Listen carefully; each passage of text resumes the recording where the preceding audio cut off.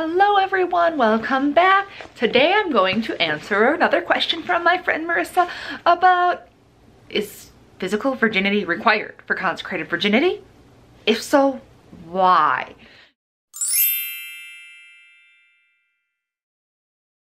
So first of all, is physical virginity required? Yes. The rite of consecration, which as you remember was in the booklet thing I showed you guys, the information guide, which I will link in the description from the USACV. The rite says that part of the requirements for those who may be consecrated is that they must never have been married and must never have lived publicly or manifestly in a state contrary to chastity. That's the parts where it's saying they have to be a virgin. So they can't have been married, because when you get married, you know, part of marriage is, you know, having children. So they expect you to have sex, basically. And even if after marriage you didn't have sex, but you were married, so it would be a possibility to cause scandal, so not happening. Probably not, at least. You'd have to talk to your bishop, I'm guessing. And then it says never have lived publicly or manifestly in a state contrary to chastity. So there have been questions over whether that means, like, what if it just happened once with one person and no one else knows? Is it still matter? And Cardinal Burke wrote an article that's in this book that the USACV published on the introduction to the vocation. And there is an article he wrote here called Lex Orandi, Lex Credendi. It's also in the information packet, so it should be linked in the description already for that. And I'll link the book as well. So in it, he says that it's the requirement of never living publicly or manifestly in a state contrary to chastity requires or guarantees the integrity of the consecration. In order for the consecration to truly be a consecration to a life of virginity lived in the world, you kind of have to be a virgin.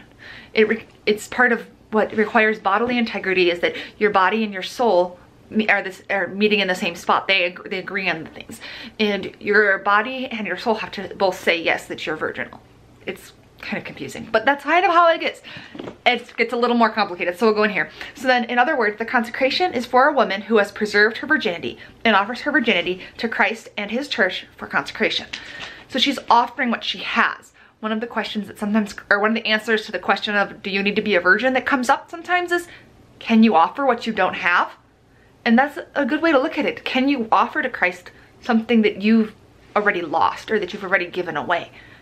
So virginity is required. And it says in here, public or manifest acts are committed with another and therefore are clearly known by the other, even if it is only one individual. So this would be, if you had sex with just one person, you're no longer a virgin. You cannot become a consecrated virgin. In here it says that once a virgin has knowingly and willingly given up her virginity, even by a single act, she no longer has the gift of virginity to offer to Christ. Now, knowingly and willingly, it says in here, and it also says in here as well, you know, that does not include rape. In cases of rape or forced sex, the woman does not willingly give her virginity. So she may still be a virgin in soul, but not in body. That's a different situation, and sometimes it can be complicated for those who have been raped to come into this vocation, because there is so much talk about virginity is such a big part of the vocation, it's part of the name, that sometimes it's not comfortable for those who have gone through rape to be referenced to a vocation that is called consecrated virginity. And they could be, based on this definition, they could become consecrated, but if that is what God is calling them to deal with, that sort of thing on a daily basis, because sometimes it's difficult when you are talking about those things. It says in here, so what about the woman who's given up her virginity and now wants to give it to Christ? Can she do that? Well, there's religious life if you wanted to become a nun or a sister, or there's also, it talks in here about the consecrated secularity of the laity. Say that 12 times fast. And it says, while she does not have virginity to offer for consecration, she can consecrate herself to Christ by a private vow of chastity, which can be recognized by the church and can be made before a bishop or a priest, also within the celebration of a holy mass. So a woman who is not a virgin, who wants to be married to Christ, even though she cannot become a consecrated virgin, she can make a private vow. She can vow to continue to live out a life of perpetual or ongoing, continual chastity. the woman could do that, but it cannot be the rite of consecration simply because of how she's not a virgin. It wouldn't be possible. But there is private vows do exist in the church, and you can make a private vow on your own. Usually you want to have a spiritual director to talk to make sure that, you know, once you make a private vow, it's binding spiritually, and you don't want to make a vow of something you don't really understand. So you really should talk to a priest before you make a private vow. Get that, talk to a priest before you make a private vow. For real. So you want to talk to your priest, spiritual director, all of this, and they can be made before the tabernacle, during a mass, if you can schedule it that way. It could be with the priest as a witness or the bishop as a witness. Technically, you're not vowing to them, you're vowing to the church and to Christ, but you can have them there as witnesses if you want. It can happen within the course of a mass. There's a lot of different ways about that, and there's a lot of different things to talk about with it. I can talk more about private vows at a different time if you'd like, since I actually had, part of my preparation, my formation process was to make a temporary private vow.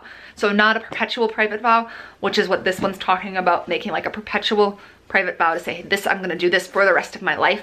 I made a temporary vow, and what I said 2 years, because that's what my spiritual director and I had discussed and decided was best at the time. So I can talk more about that later. If you'd like, let me know in the description, or in the comments. Why do I keep calling it the description?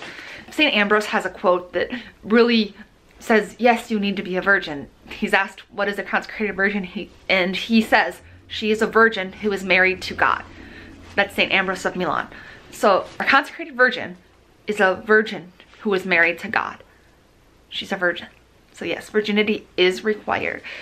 And that's really, it's the vocation, consecrated virginity. Please be a virgin if you're going to aspire to consecrated virginity, because you don't want to end up in the situation where you have to explain, well, I'm not really a virgin, but I want to offer my virginity to God. And then you'll be like, well, how can you offer it to God if you have already given it up willingly? Again, it's that willingly thing where rape does not count, so remember that. Anyway, if you have any other questions you'd like me to answer, please let me know in the comments. And also subscribe if you'd like to be notified when my vLent videos come up, because I have no idea on the times. Hit the little bell thingy.